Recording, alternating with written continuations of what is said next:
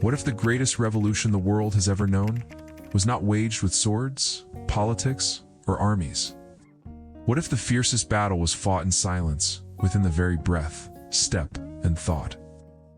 What if peace, that elusive ideal, was not the end of war, but the very foundation of life itself? This is the radical promise and the radical challenge of Jainism.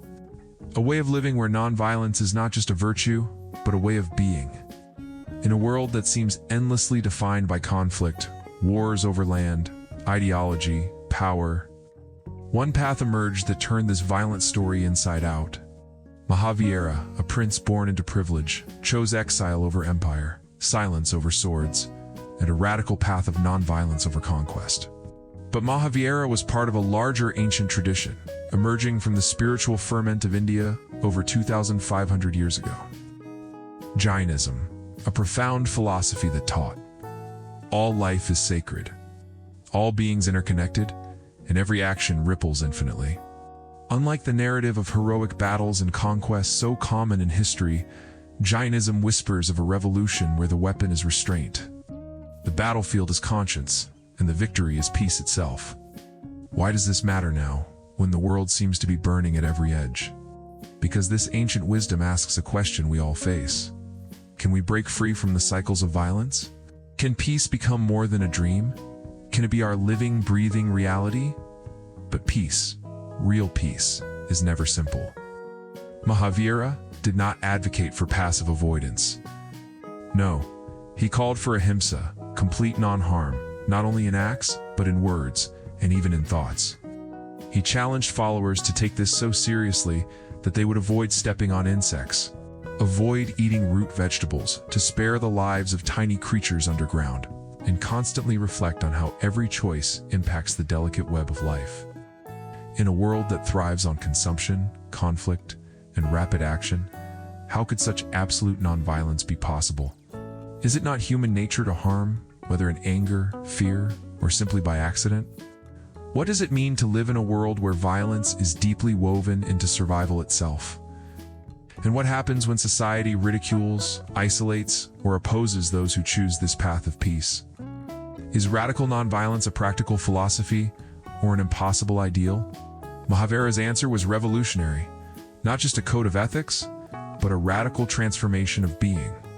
Nonviolence was not a rule to be mechanically followed, but a continuous practice that reorients the self from inside out.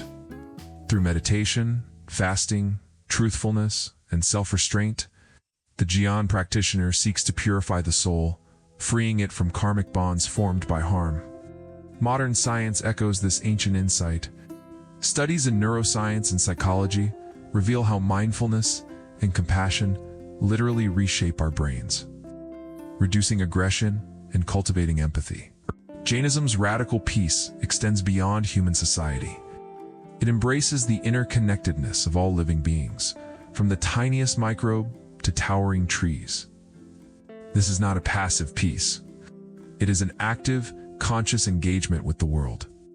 Living gently, acting intentionally, aware of the infinite consequences of each step.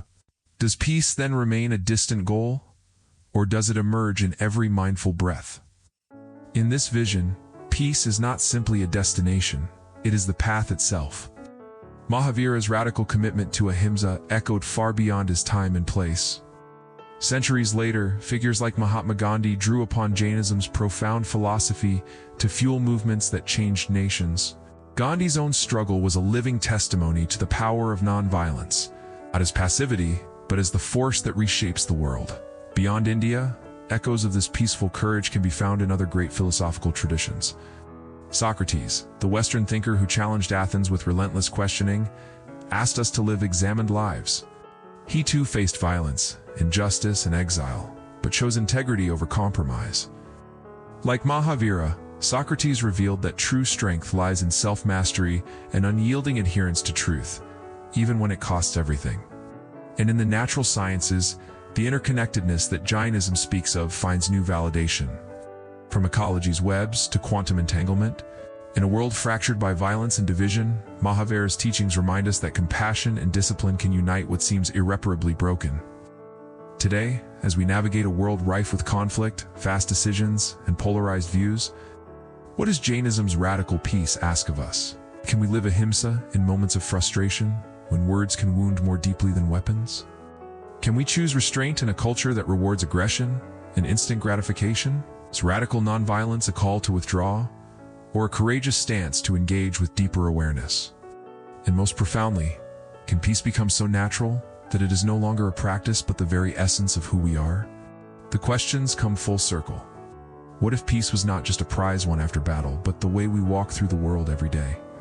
Is that not the quietest and yet the most powerful revolution? The battlefield is everywhere, in the outer world and in the depths of our own hearts. The fiercest wars rage not in armies or nations, but between violence and peace, fear and courage, ego and love. Mahavira's timeless call whispers to us across centuries, be the peace you seek. To breathe deeply, walk gently, speak kindly, this is the radical revolution. Peace is not a distant shore, but the water beneath our feet, the ground we walk on, the breath that sustains us. May his wisdom awaken us all to a path where every step is a prayer for harmony, every action a gesture of compassion. This is not just ancient philosophy, it is a living, breathing invitation. Will you answer? If this journey stirred your heart and mind, dive deeper into the whispers from the East. Subscribe, explore, and let philosophy illuminate your life.